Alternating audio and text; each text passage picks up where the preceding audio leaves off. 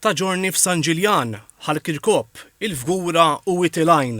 L-artijiet pubbliċi f'dawn il-lokalitajiet għaddew mill-awtorità ta' djar għal fondazzjoni għall-akkomodazzjoni affordabbli li ħad iżviluppa proġetti ġodda ta' akkomodazzjoni bi prezzijiet iktar baxxi mis-suq. Din l-entità li twaqfet l-2022 bejn il-Gvern u l-Arċiddijoċesi ta' Malta hija intrapriża soċjali li tiffoka fuq soluzzjonijiet prattiċi għall individwi koppji li minħabba dħul tagħhom mhumiex eleġibbli għall-akkomodazzjoni soċjali iżda xorta jsibuha qiebsa sabiex jixtru proprjetà bi prezzijiet tas-suq. Il-kap eżekuttiv tal-Fondazzjoni Ġejkat Soppardi fissra l-iżvilupp bħala pass storiku għax permezz din il-kollaborazzjoni ħadd iżdied il-provvista ta' proprjetà affordabbli. Dr. Soppardi qal li dan il-pass se jitwettaq il-ħolma ta' ħafna nies dik li jsiru sidin ta' djarhom. Għandek l-ewwel business soċjali li qed jikseb titlu b'saħħtu fuq numru ta' artijiet li saħna bħala fondazzjoni jridu nsarfu f'numru sabiħ ta' djar affordabbli disponibbli għal familji ħaddiema bidħul medju. Il-Ministru l-Akkomodazzjoni Soċjali u Affordabbli Rodri Galdes wera ruħu pożittiv li dan l-iżvilupp se jwassal biex issir differenza fil-ħajja ta' bosta familji li jeħtieġu l-għajnuna sabiex isiru sidien ta' akkomodazzjoni affordabbli bi prezz inqas minn dak preżenti tas-suq privat.